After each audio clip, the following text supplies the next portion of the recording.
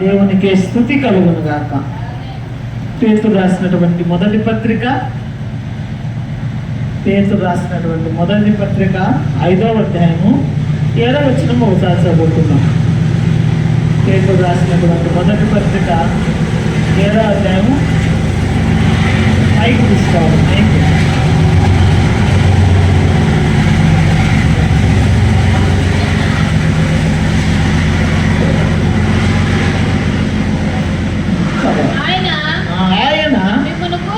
మిమ్మును గూర్చి చింతించుచున్నాడు కనుక మీ చింత యావత్తు ఆయన మీద వేయుడి.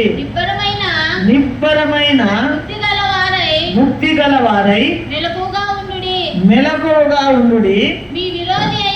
మీ విరోధి అయిన అపవాది గర్జించు సింహము వలె ఎవరిని రింగుదునా అని ఎదుకుచు తిరుగుచున్నాడు. లోకమందున్న మీ సహోదరుల యందు ఈ విధమైన శ్రమలే నెరవేరుచున్నవని ఎరిగి విశ్వాసమందు స్థిరులై వానిని ఎదిరించుడి.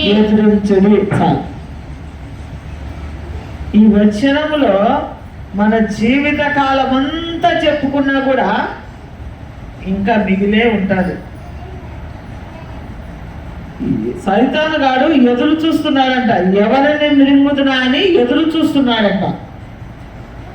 వాడు ఎందుకు ఎదురు చూస్తున్నాడు?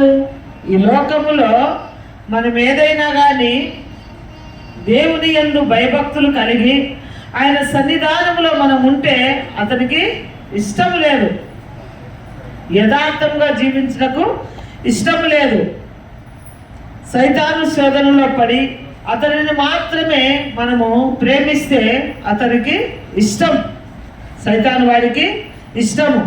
దేవుని యందు భయభక్తులు కలిగి యథార్థ హృదయముతో ఆయనను ప్రార్థించేవారు ధన్యులు అంటున్నారు దేవుడు.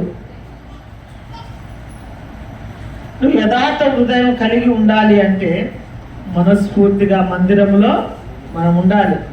శోధనతోనూ బాధలతోనూ ఈ పని నేను ఎందుకు చేయాలి, నాకే చేయాలని ఉందా, నేనే చేయాలా, ఇంకా ఎవరూ లేరా అని సనుగుతూ గొనుగుతూ దేవుని పని మాత్రము చేయకూడదంట. నీకు అంత ఇష్టం లేకపోతే ఆ పని చేయడం మానేయాలి అంటున్నాడు దేవుడు. దేవుడు ఎవరినో కొన్ని ఏర్పాటు చేసుకుంటాడు కదా.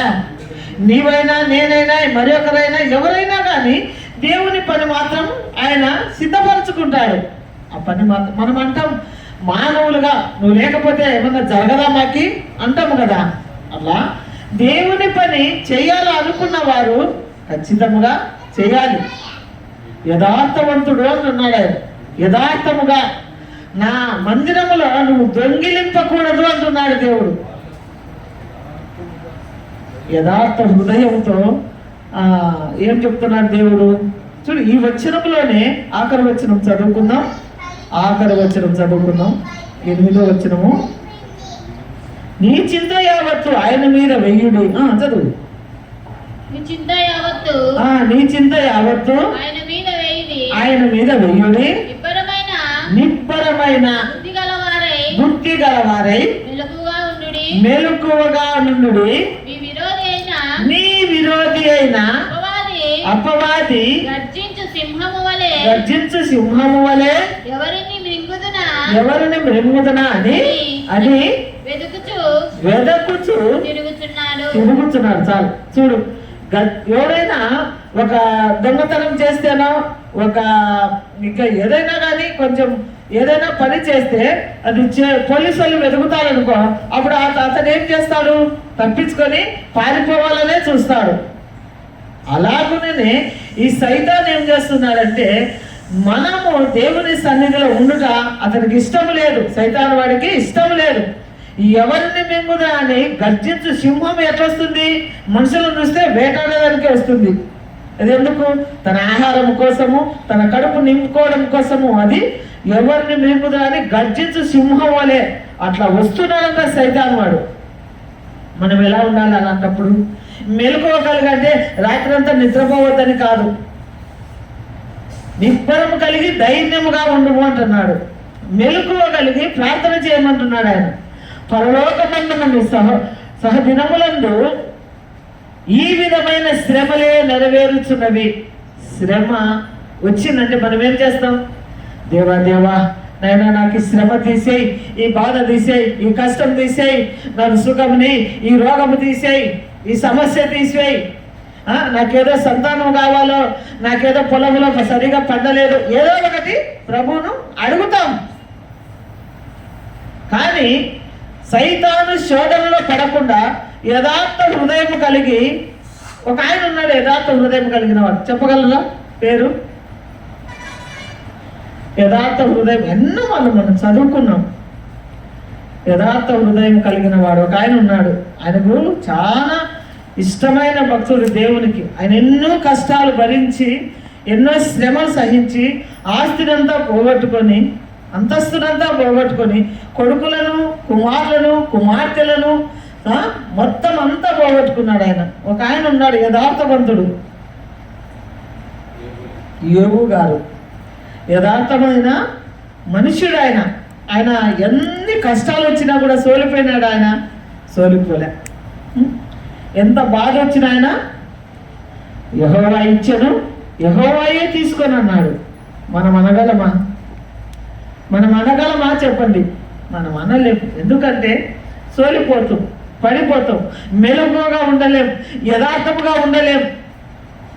మందిరానికి వచ్చినామా, ప్రార్థన చేసుకున్నామా, వెళ్ళిపోయినామా, ఇంకా ఆ బైబిల్ ఆడ కూట్లో పెడితే వారం అంతా దుమ్ము పట్టింటాం. మళ్ళీ వచ్చి శుక్రవారము ఆదివారము ఆ దుమ్ము అంతా తీసేసి వస్తాం. తలాంతుల గురించి మనం విన్నాం. ఒక అతనికి ఎన్ని తలాంతులు ఇచ్చినారు ప్రభు? ఒక అతనికి ఎన్ని తలాంతులు ఇచ్చినాడు? 2. ఇంకొక అతనికి 1. ఇంకొక అతనికి కాదు. మీరేమన్నా చెప్పగలరా? ఫస్ట్ అతనికి 5, 2, 1, 3 లేవు, 2, 1, 5, 2, 1. మరి 5 ఇచ్చిన ఆయన ఎన్ని చేసినాడు? 10 చేసినాడు. Very good. 10 చేసినాడు అంటే అతనికి నమ్మకం ఉందే కదా, యథార్థంగా ఉన్నట్లే కదా, దేవుణ్ణి ప్రేమించినట్లే కదా. మందిరంలో ఏమన్నా చదువుకుంటూ కొనుక్కుంటూ నేను ఎందుకు పోవాలి, నేను ఎందుకు చేయాలి అని ఏమన్నా చేసినాడా? చేయలేదు కదా.